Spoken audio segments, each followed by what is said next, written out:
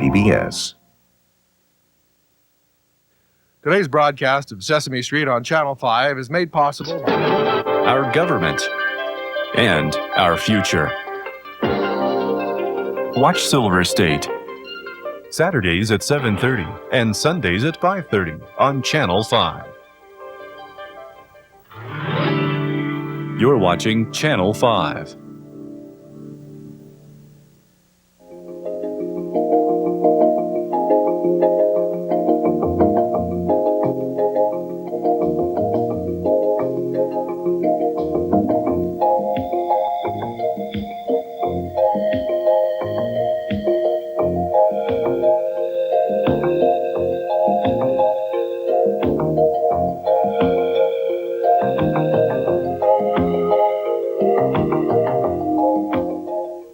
Hello, and welcome to Campus and Community. I'm Judith Colness at Truckee Meadows Community College. More and more these days, people are going into television production as a career choice. One of the problems in this part of the country, however, is that there is no full-fledged degree-granting program throughout the entire state of Nevada that gives students the opportunity to learn these skills.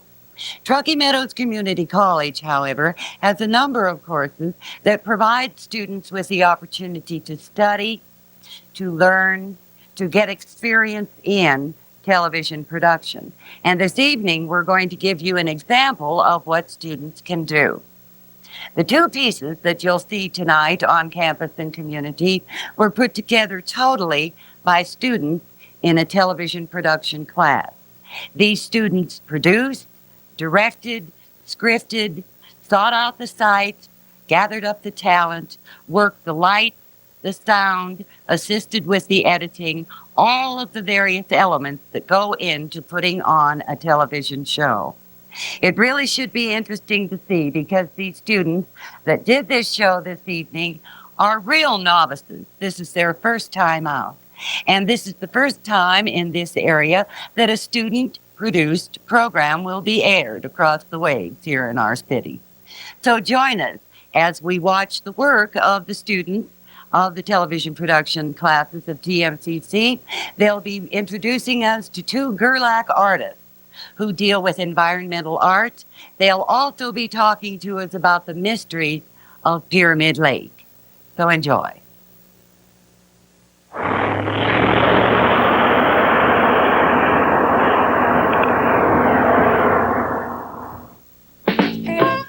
Sitting on this salt flat, 50 miles out of Gerlach.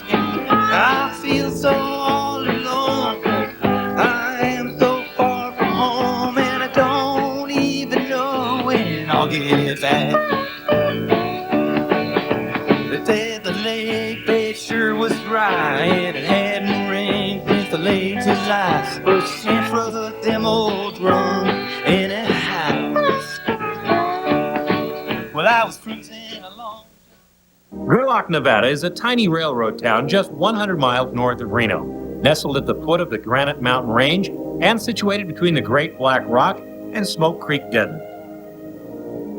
To some, Gerlach may seem like the edge of the world, but to those who seek the isolation and peacefulness of small-town desert living, it offers a unique lifestyle. Most of the longtime residents would live nowhere else.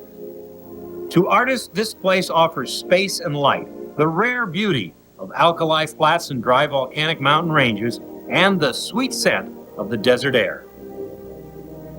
Two such extraordinary men, DeWayne "Doobie" Williams, Gerlach's guru and rock artist, and John Bogard, multi-talented pottery maker, musician, and solar engineer, draw inspiration from this Northwest Nevada landscape and continue to make their artistic contributions to be enjoyed by the Gerlach town folks and the fortunate visitors who pass through. I have to go 55 miles to get these stones up a rough canyon road. When I get these rocks, I bring them in, and normally they're covered with lichen. And I got to take a steel brush and soap and water and clean all these rocks before I can start cutting them. I was doing it with a hammer and chisel. See, I'd have to take the damn hammer and chisel this in here like this, whap away, until finally I wore out my hand. My hand kind of went paralyzed, one of these fingers, my thumb, and over here. This here is a diamond blade. And so I can take this machine and cut in this stone, and I can cut it so deep that that should last 2,000 years.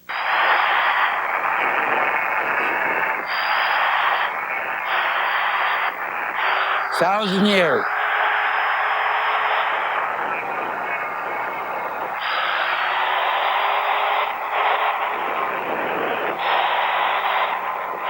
My name is DeWayne Williams. I was raised here in Gerlach. I'm better known around here as Divvy. I left Gerlach in about 1940, joined the service, went into Marine Corps, traveled around halfway around the world, I guess, and ended up in Jacksonville, Florida, and retired from carrier base down there, and decided to move back to Gerlach. Then I had all this spare time, to do nothing. I used to take my dogs walking out, and I had to find a place where I could get off the road. I found this old road to Gerlach, and I walked the dogs up and down there so that they wouldn't get run over.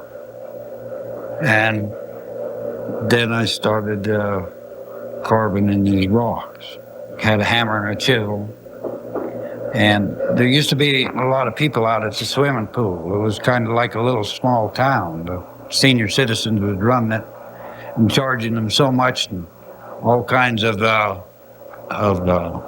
motorhomes would come out there.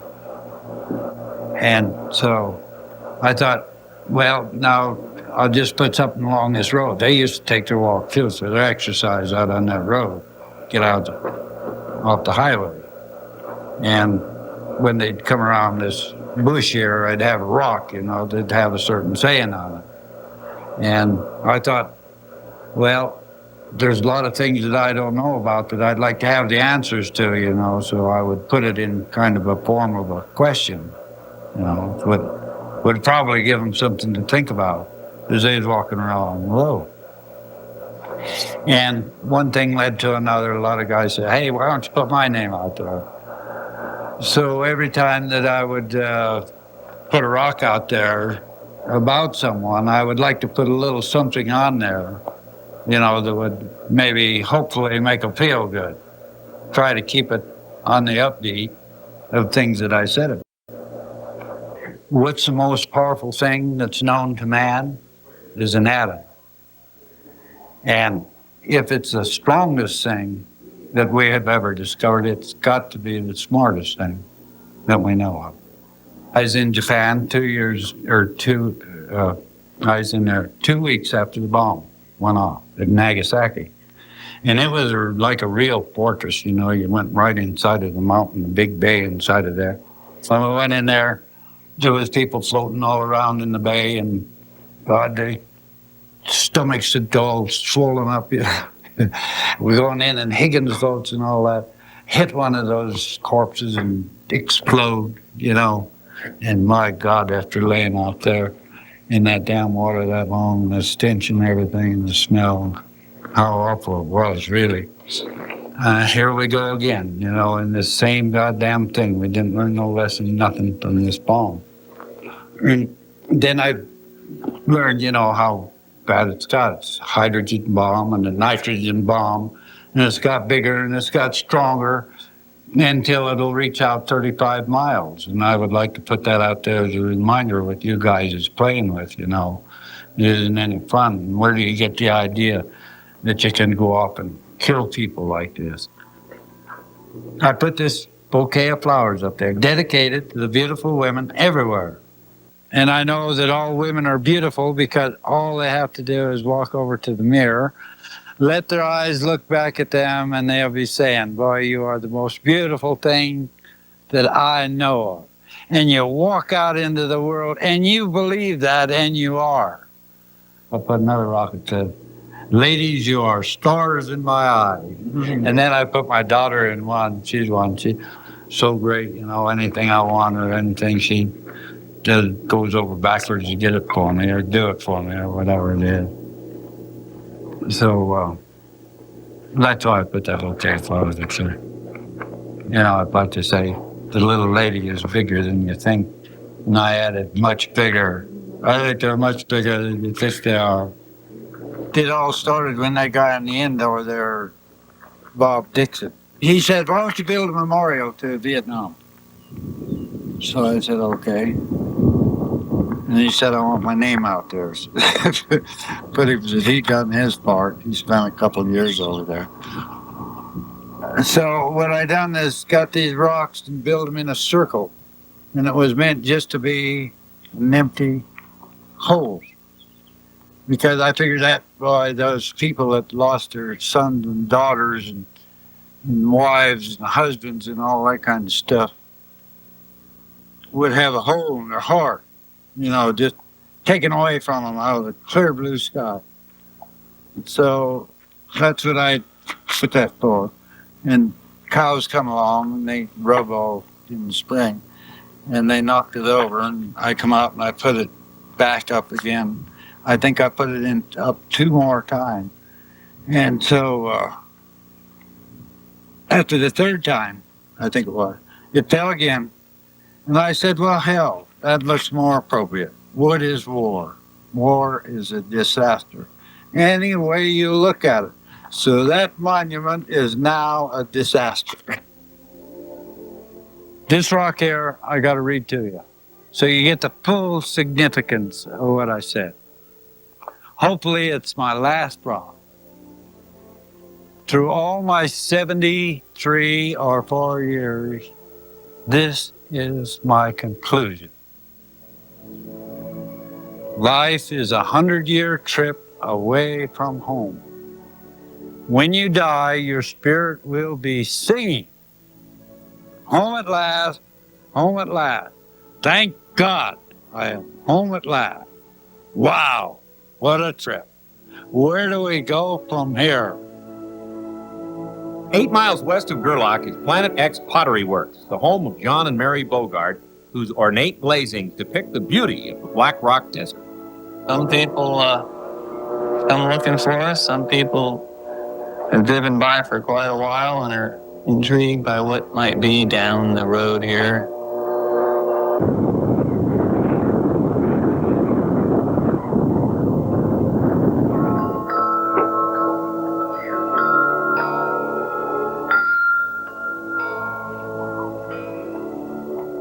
John grew up in Berkeley and has been throwing pots since he was 19 at the University of California at Santa Cruz.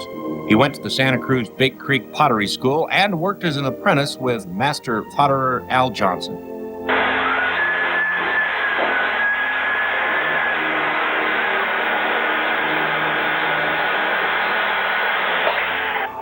Yeah, I changed the curve down here. Changed the whole pot flash.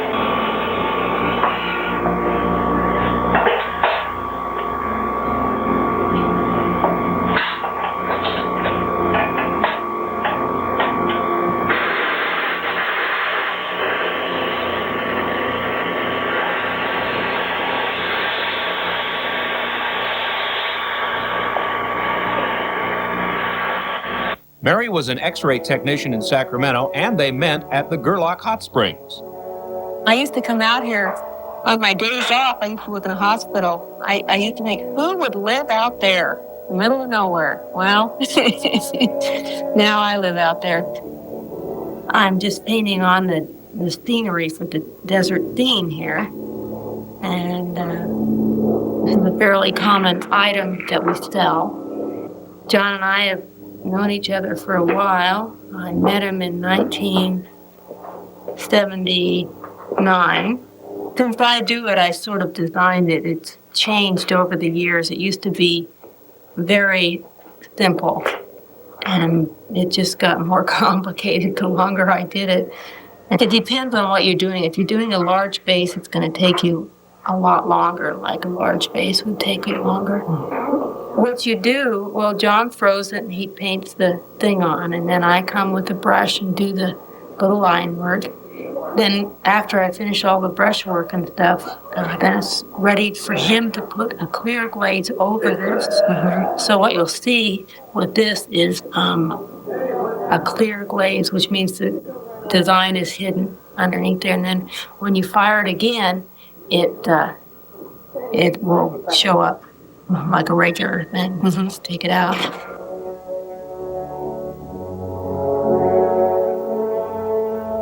John bought an old stucco farmhouse nestled under ancient cottonwood trees. On this 265-acre farm, he added throwing rooms, a glaze shop, a couple of kilns, 3 galleries, and the saga of Planet X began. Planet X has changed quite a bit in the few years I've been here. It was definitely primitive when I first moved here. I don't know if John mentioned how it was, but now we've got running water in the house and electricity and everything like that. So it's pretty nice now. Originally, the only building here was the house, which was the original homestead. All the other outbuildings have been put together at various periods, scrap wood and new wood. Oh yeah, these scenes have come a long way from the first one that we did, and they're always changing a little bit. John uses a ceramic technique called raku. This is a thick-walled, rough, dark lead glazed earthenware originally associated with ceramics used in Oriental tea ceremonies.